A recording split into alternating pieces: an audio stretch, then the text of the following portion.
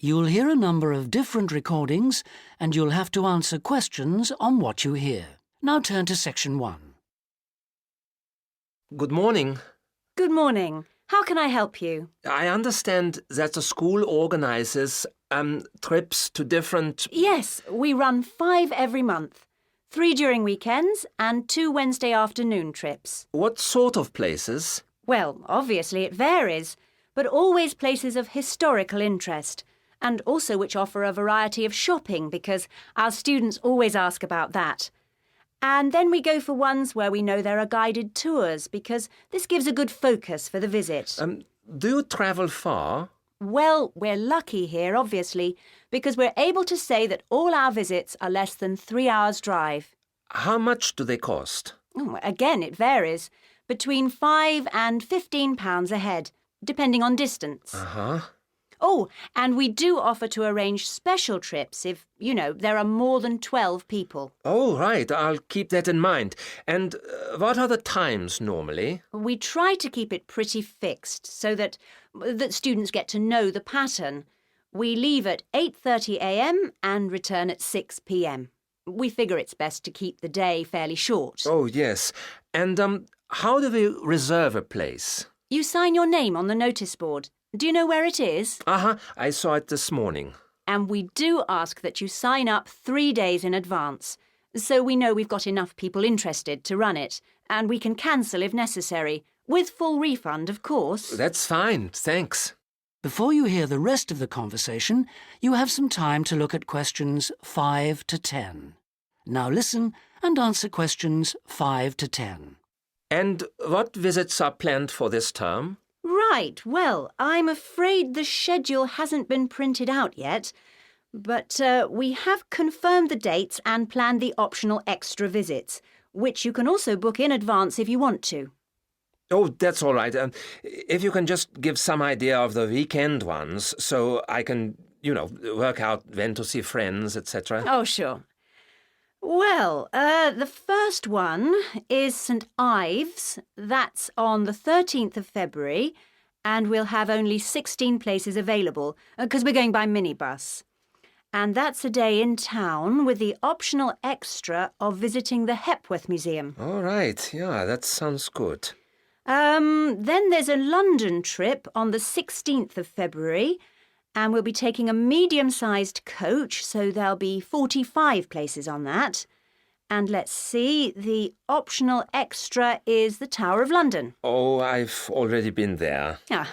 After that, there's Bristol on the 3rd of March. Where? Bristol. Bristol. Okay. That's in a different minibus with 18 places available.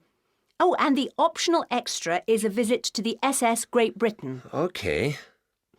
We're going to Salisbury on the 18th of March, and that's always a popular one because the optional extra is Stonehenge. So we're taking the large coach with 50 seats. Oh, good. And then the last one is to Bath on the 23rd of March. Oh, yes. Is Bath the Roman city? Yes, that's right. And that's in the 16-seater minibus. And where's the optional visit? It's to the American Museum. Well worth a visit. Okay, well, that's great. Thanks for all that. My pleasure. Oh, by the way, if you want more information about any of the trips, have a look in the student newspaper. Okay. Or have a word with my assistant. Her name is Jane Yentob. That's Yentob. Right, I've got that. Thank you very much for all your help. You're very welcome. I hope you enjoy the trips. That is the end of Section 1. You now have half a minute to check your answers.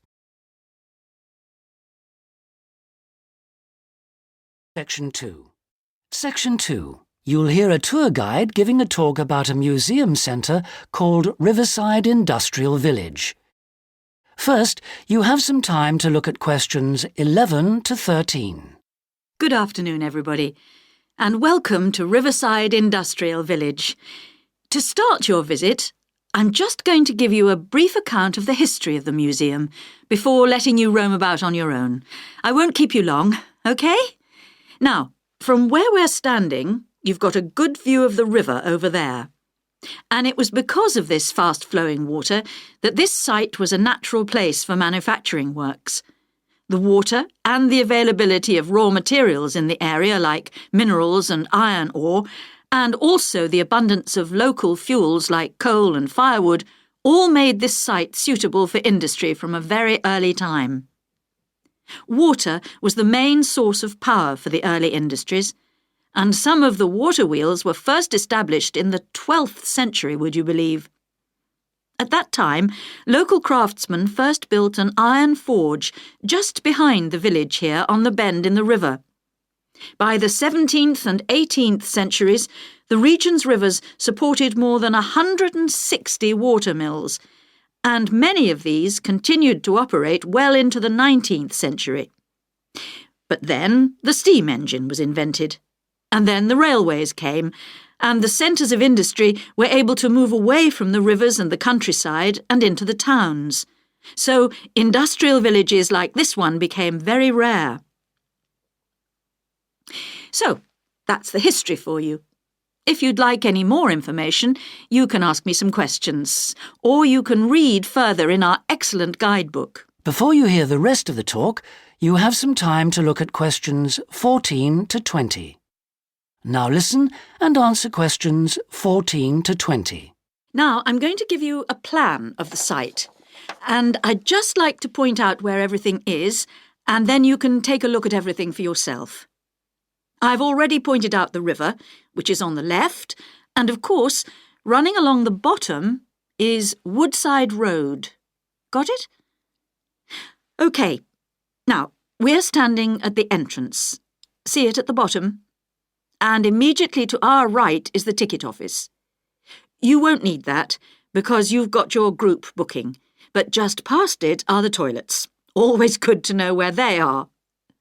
In front of us is the car park, as you can see, and to the left, by the entry gate, is the gift shop. That's where you can get copies of the guide, like this one here. Now, beyond the car park, all the buildings are arranged in a half circle with a yard in the middle. The big stone building at the top is the main workshop. That's where the furnace is, and where all the metal was smelted and the tools were cast, as you'll be able to see. Now, in the top right-hand corner, that building with bigger windows is the showroom, where samples of all the tools that were made through the ages are on display. In the top left corner is the grinding shop, where the tools were sharpened and finished.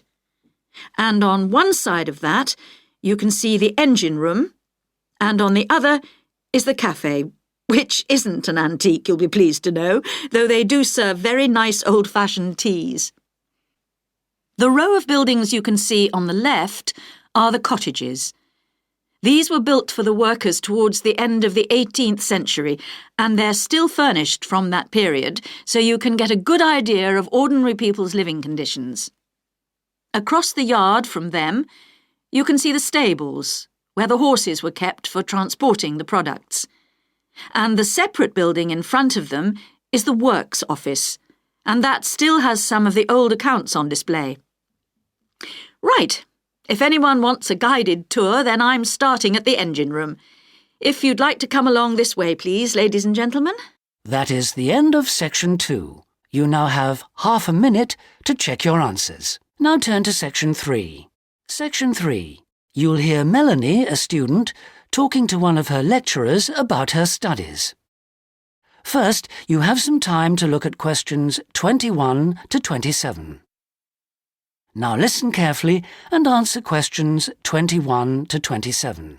Excuse me, Dr. Johnson. May I speak to you for a minute? Sure, come in. I'm Melanie Griffin. I'm taking your course in population studies. Right. Well, Melanie, how can I help you? I'm having a bit of trouble with a second assignment, and it's due in 12 days. What sort of trouble are you having? Is the assignment question a problem? Well, that's part of the problem. I've been having trouble getting hold of the books. I've been to the library several times and all the books are out. Sounds like you should have started borrowing books a bit earlier. Well, I had a really big assignment due in for another course, and I've been spending all my time on that, and I thought... You might get an extension of time to finish your assignment for me?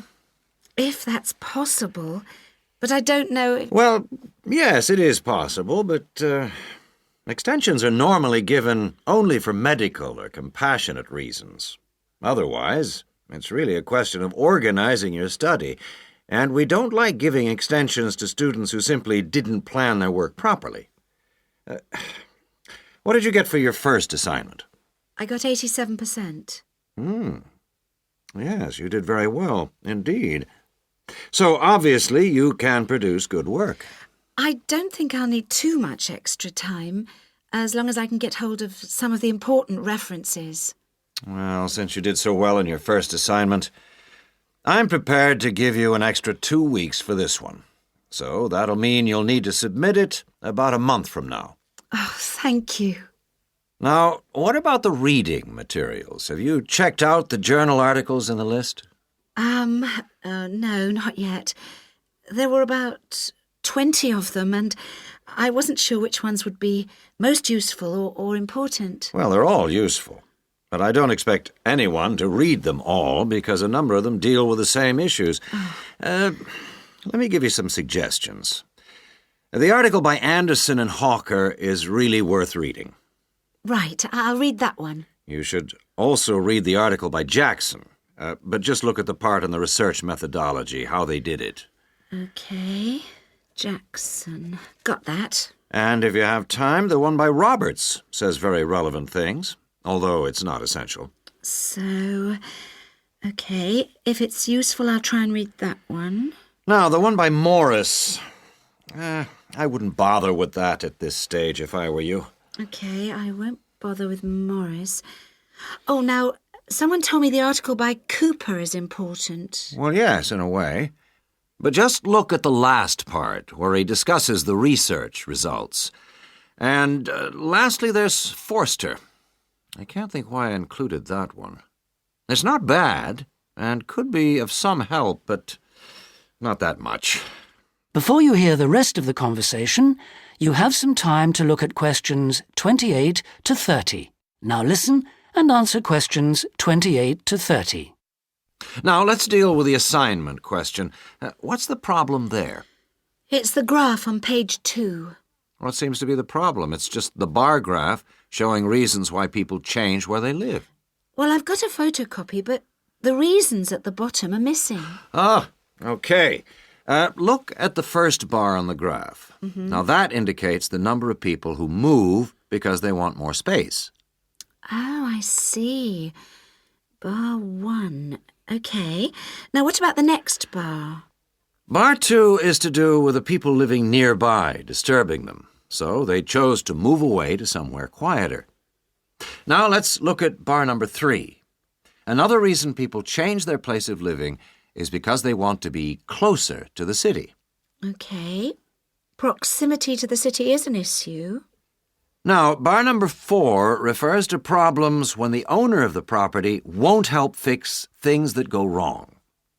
In other words, the owner is not helpful, and so the tenants move out. Okay. Now, what about bar 5?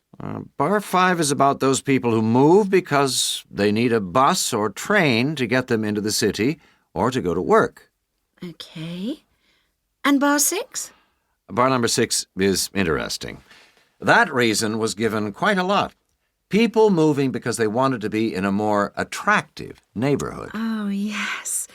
Thank you very much. That is the end of section 3. You now have half a minute to check your answers. Now turn to section 4. Section 4. You'll hear a talk on the subject of the urban landscape. Now listen carefully and answer questions 31 to 40. Good day, ladies and gentlemen. I have been asked today to talk to you about the urban landscape. There are 2 major areas that I will focus on in my talk: how vegetation can have a significant effect on urban climate, and how we can better plan our cities using trees to provide a more comfortable environment for us to live in. Trees can have a significant impact on our cities. They can make a city as a whole a bit less windy, or a bit more windy if that's what you want. They can make it a bit cooler if it's a hot summer day in an Australian city, or they can make it a bit more humid if it's a dry inland city. On the local scale, that is in particular areas within the city, trees can make the local area more shady, cooler, more humid and much less windy. In fact, trees, and planting of various kinds, can be used to make city streets actually less dangerous in particular areas. How do trees do all that, you ask? Well, the main difference between a tree and a building is a tree has got an internal mechanism to keep the temperature regulated. It evaporates water through its leaves, and that means that the temperature of the leaves is never very far from our own body temperature. The temperature of a building surface on a hot sunny day can easily be 20 degrees more than our temperature. Trees, on the other hand, remain cooler than buildings because they sweat. This means that they can humidify the air and cool it, a property which can be exploited to improve the local climate. Trees can also help break the force of winds. The reason that high buildings make it windier at ground level is that as the wind goes higher and higher, it goes faster and faster. When the wind hits the building, it has to go somewhere.